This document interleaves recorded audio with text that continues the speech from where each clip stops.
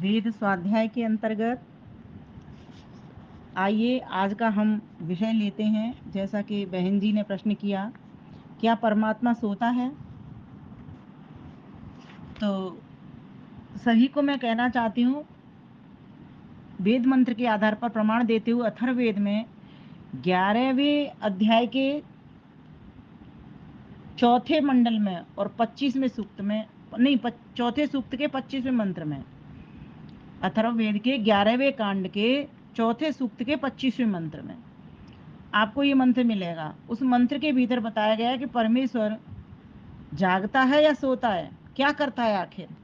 तो आइए इसको मंत्र के द्वारा मैं आपको बताना चाहूँगी कि परमेश्वर सोता है या नहीं सोता है। कुछ लोग मानते हैं कि परमेश्वर सोता है, कुछ लोग कहते हैं कि नहीं सोता है। दोनों में कौन सा सही है कि परमेश्वर सोता है या नहीं सोता है? क्योंकि ये बहन जी हैं जो आज नई नई आई हैं हमारे मंदिर में, ये कह रही हैं कि परमेश्वर सोता है। अगर नहीं होता तो लोग उनको क्यों सुलाते, क्यों उनके लिए रजाई गद्दे बनाते। दूसरी बहन जी जो इनके पास हैं वो कहती हैं कि वो आपस में ही दोनों बहनें बात करती हैं, और वो दूसरी बहन जी उनको कह रही हैं कि वो रजाई गद्दे इसलिए बनाते हैं कि वो भाव के भूखे हैं भगवान, कि वो सोने में उनको रजाई गद्दे वैसे चाहिए नहीं, लेकिन अगर हम उनको रजाई गद्दे बना के सुलाते हैं तो वो हमारी भावना समझ लेते हैं। वो उनको ये बता रही हैं। आइए मैं वेद मंत्र के आधार पर बताना चाहती हूँ। मैं अपना कुछ नहीं कहूँगी, जो वेद मंत्र कह रहा है, और वेद ये आप सभी जानते हो, वेद ईश्वर की वाणी है, हाँ या ना? हाँ, वेद ईश्वर की वाणी है, विश्वास है वेद के ऊपर। तो देखो वेद क्या कहता है, न मैं अपनी कहूंगी न मैं आपकी कुछ कह रही कि आप कौन गलत है। मैं गलत सही की बात नहीं कर रही, पर ईश्वर क्या कहते हैं ये बताती हूँ मैं। ओम ऊर्ध्व सुप्तेषु जागार ननु तिर्यंग निपद्यते न सुप्तमस्य सुप्तेष्वनु सुश्राव कश्चन सुश्राव कश्चन। ओ आइए पहले शब्दार्थ समझेंगे तो मंत्र समझ में आपके में बहुत जल्दी आएगा। सुप्तेषु, सोते हुए प्राणियों में, क्या? वह कौन? प्राण नामक परमात्मा। सोते हुए प्राणियों पर वह प्राण नामक परमात्मा, परमेश्वर के बहुत सारे नाम हैं। अभी वेदांत दर्शन में कल परसों ही हम पढ़ रहे थे, ज्योति परमात्मा का नाम है, प्राण परमात्मा का नाम है, आकाश परमात्मा का नाम है, दहर परमात्मा का नाम है ना? ये ऐसे ऐसे नाम परमात्मा के ही हैं। और वहां पर ये बताया गया कि परमात्मा के इतने सारे नाम क्यों हैं। तो परमात्मा के हमें जानना पड़ेगा कि गुण कर्म स्वभाव के अनुसार नाम होते हैं, है ना? तो यहाँ कहा है सोते हुए प्राणियों में वो प्राण नामक परमात्मा, प्राण अर्थात जो हम सबका जीवन है, जिसने हमको प्राण दिए हैं, जिसने हमको ये शरीर दिया है, जिसने मन बुद्धि इंद्रियां दी हैं, उस प्राण नामक परमात्मा के बारे में यहाँ बात चल रही है कि वह कैसा है, सोता या नहीं सोता, क्या करता है।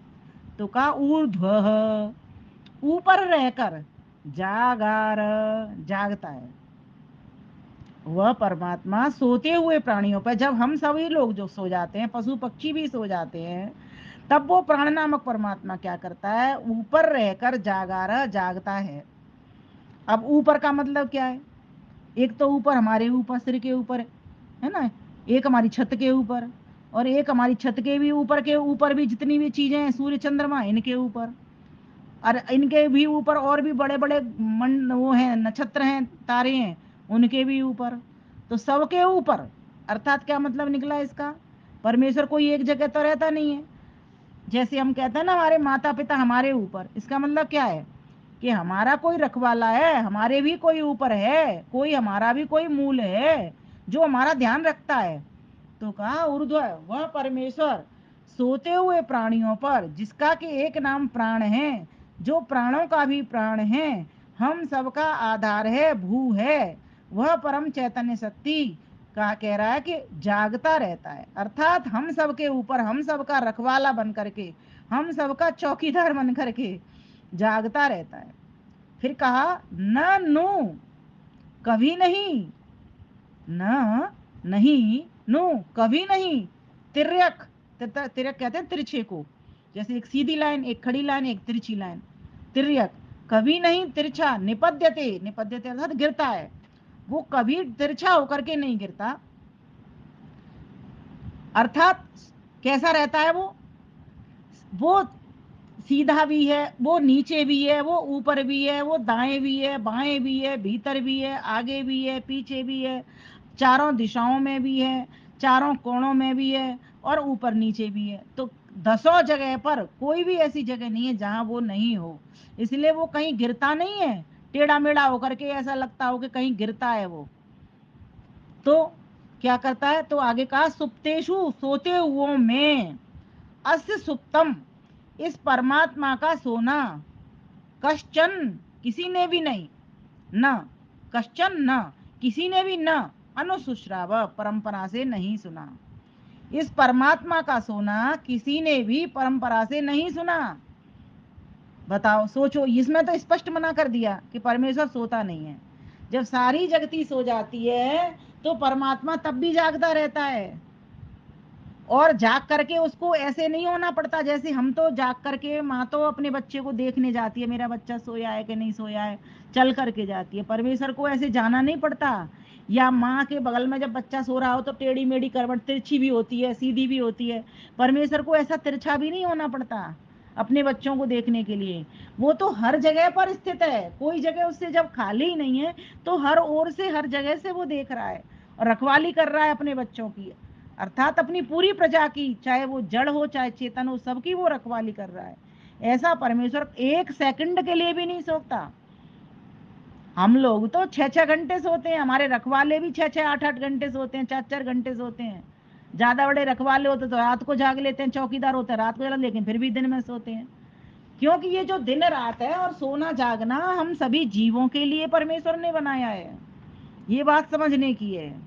और हम सभी के जीवनों का जीवन वही परमात्मा जिसका प्राण नाम है, वही परमेश्वर हम सबका रखवाला है, वही परमेश्वर हम सबको देखने वाला है, वही हम सबकी रक्षा करने वाला है, वही हम सबकी रखवाली करने वाला है। उसे कहीं इस कार्य को करने के लिए, रखवाली को, देखभाल को कहीं जाना आना नहीं पड़ता, कभी टेढ़ा सीधा नहीं होना पड़ता उसको।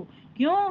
क्योंकि वह ईशावास्यमिदं सर्वम, वेद की ही वाणी, यजुर्वेद के भी 40वें अध्याय के प्रथम मंत्र में बता दिया कि परमेश्वर कहीं भी आता जाता नहीं है और हर कण में विद्यमान रहता है, कोई भी स्थान से वो खाली नहीं है, किसी भी वस्तु से, कोई भी वस्तु ऐसी नहीं जहां वो नहीं हो, कोई भी प्राणी ऐसा नहीं जहां वो नहीं हो, कोई भी काल ऐसा नहीं जहां वो नहीं हो। वह तो कालों का भी काल है, गुरुओं का भी गुरु है, माता पिताओं का भी माता पिता है। हर संबंध उस परमेश्वर से लग जाते हैं हमारे। हर कार्य का ही अंतिम कारण जो है, निमित्त कारण जो है, वो एक ही परमेश्वर है, जिसका के नाम यहाँ पर प्राण बताया गया है। क्यों? क्योंकि हम सबका वो जीवन है। प्राण क्या होते हैं? प्राण चलते हैं तो जीवन रहता है, और प्राण निकल जाते हैं तो आत्मा भी निकल जाता है, साथ ही साथ निकलता है ना। लेकिन परमेश्वर का प्राण ऐसा है, हर जड़ में भी है, हर चेतन में भी है। जो लोग ये कहते हैं ना पत्थर में भगवान नहीं है, वो भी सही सिद्धांत को नहीं जानते, है ना। और जो लोग कहते हैं कि मंदिर में ही भगवान है, बाहर भगवान नहीं है, वे भी नहीं जानते।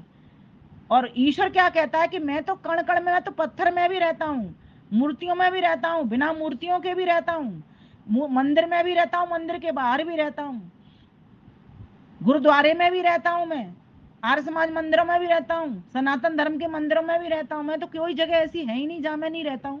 मैं क्षीर सागर में भी रहता हूँ, मैं गोलोक धाम में भी रहता, लेकिन सिर्फ कोई अगर मुझे ये कहे कि चौथे आसमान पे रहता है, सातवें पे रहता है, क्षीर सागर में रहता है, सिर्फ गोलोक धाम में रहता है, सिर्फ आर्य समाज में रहता है, तो वो मुझे नहीं जानते।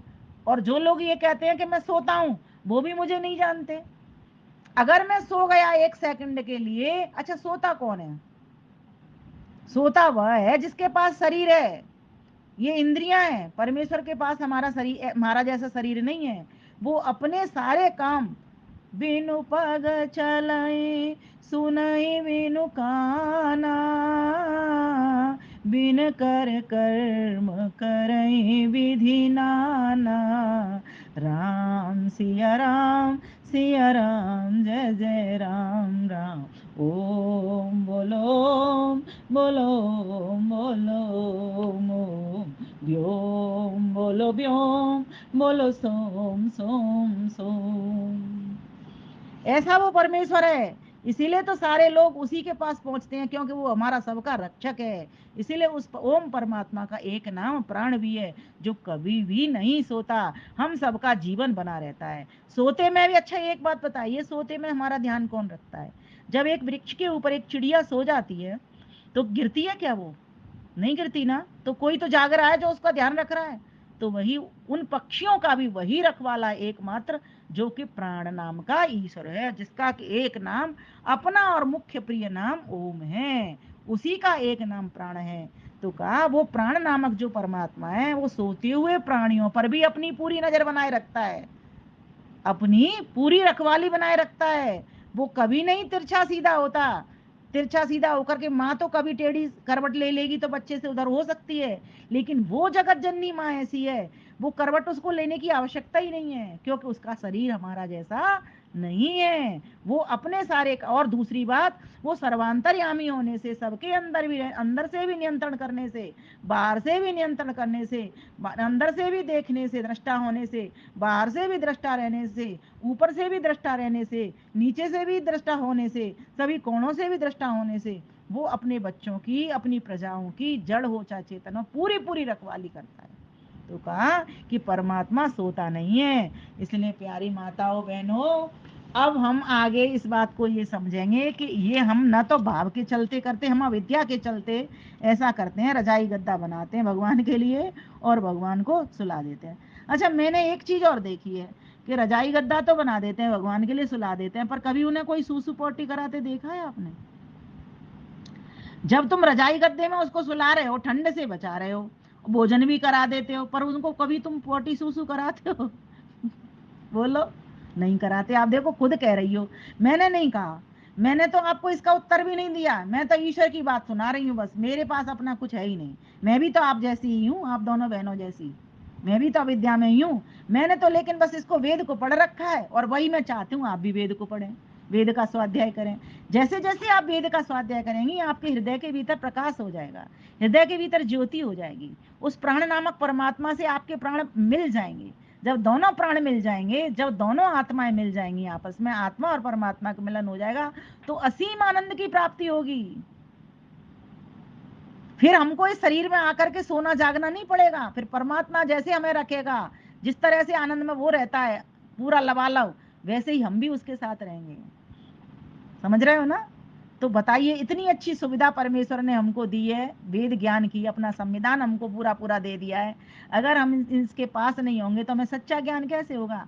हम भी देखो फिर यही काम करेंगे, रजाई बनाएंगे, गद्दा बनाएंगे। जिस समय को हम ईश्वर की साधना में लगा सकते थे, या फिर किसी गरीब के तन को ढकने के लिए रजाई गद्दा बना सकते थे, उस रजाई गद्दा से जो हमारी रक्षा कर रहा है, रखवाली कर रहा है, चौकीदारी कर रहा है, उसी चौकीदार के लिए अगर हम रजाई बिस्तर बनाते रहे, उसी को सलाते जगाते खिलाते रहे, तो क्या ये ठीक होगा?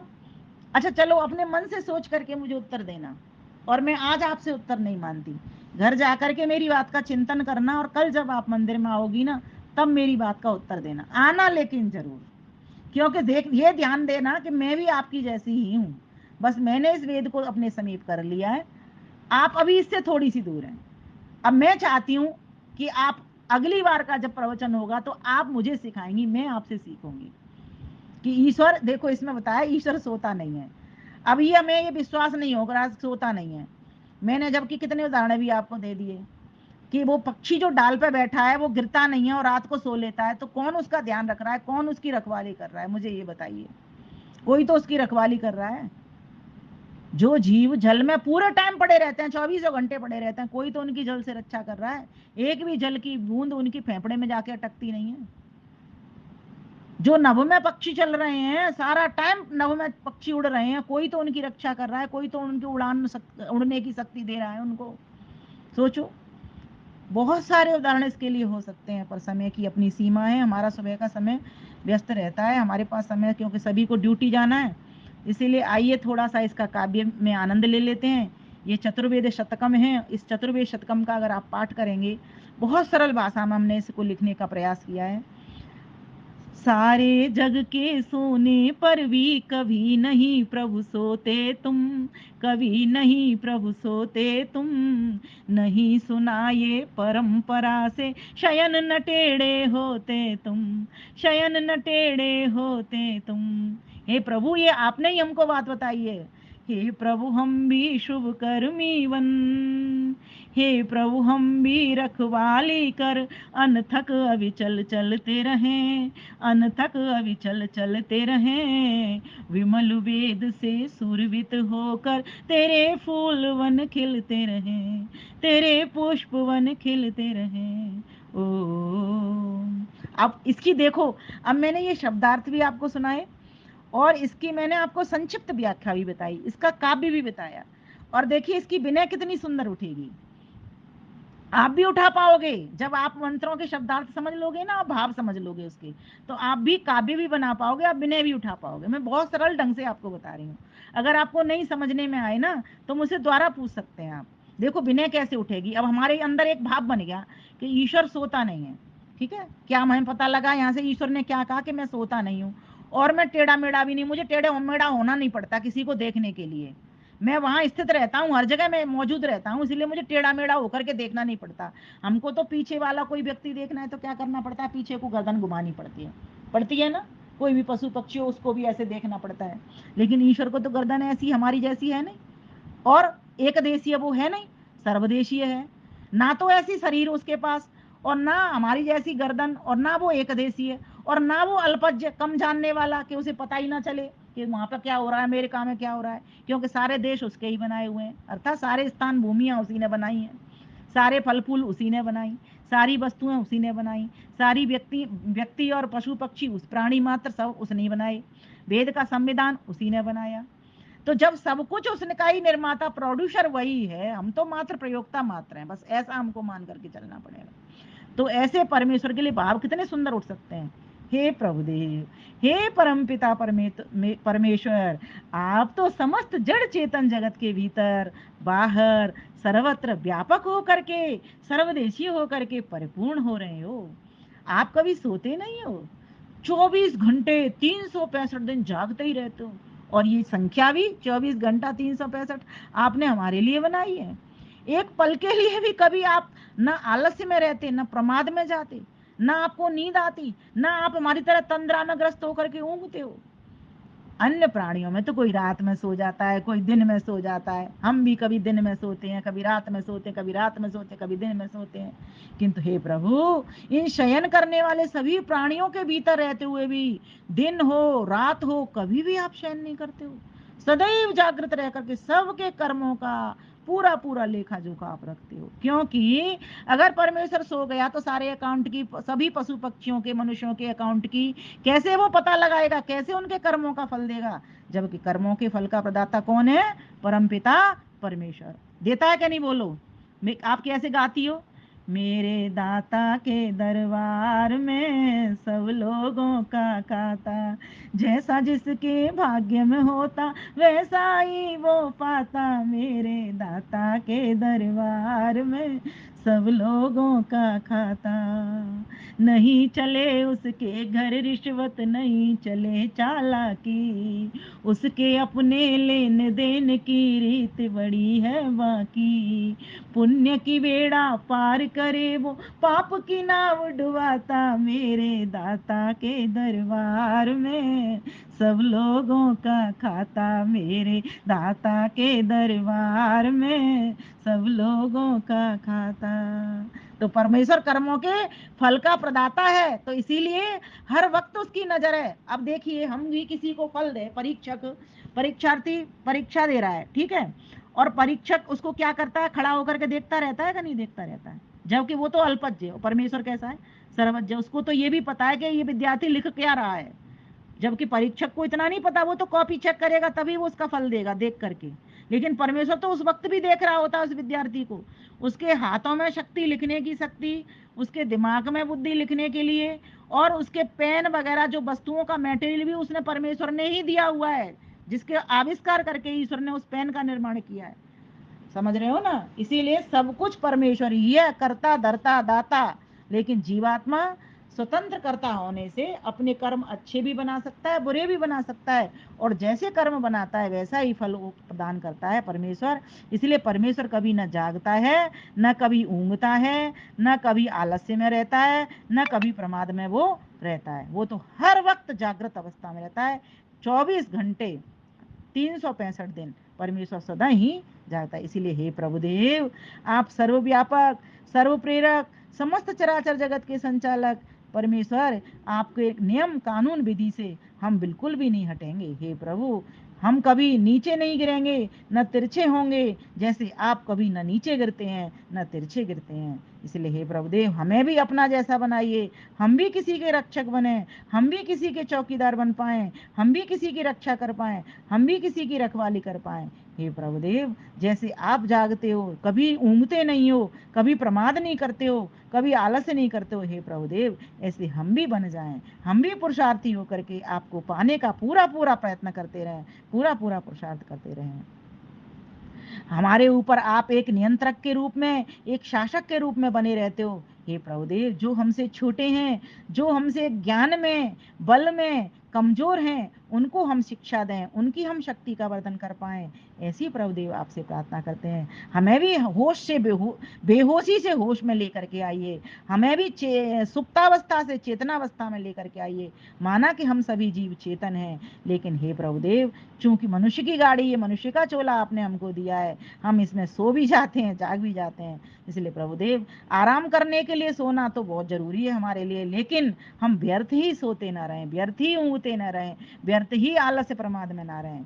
ऐसी आपसे प्रार्थना करते हैं। प्रभु, आप कभी नहीं सोते हो, बस हम भी चाहते हैं कि हम भी कभी नहीं सोएं, हम भी अपनी जागृत अवस्था में आए, क्योंकि हमें भी कहते हैं, एक मंत्र आपने हमें और दिया है, इच्छन्ति देवः सुनवंतम न स्वप्ना स्पृयंती यंत्र प्रमाद मतंद्रा, यंत्र प्रमाद मतंद्रा, कि परमेश्वर और विद्वान उन्हीं लोगों को चाहते हैं जो कि बिना आलस्य के रहते हैं, जो कभी निंद्रा तंद्रा में नहीं जाते।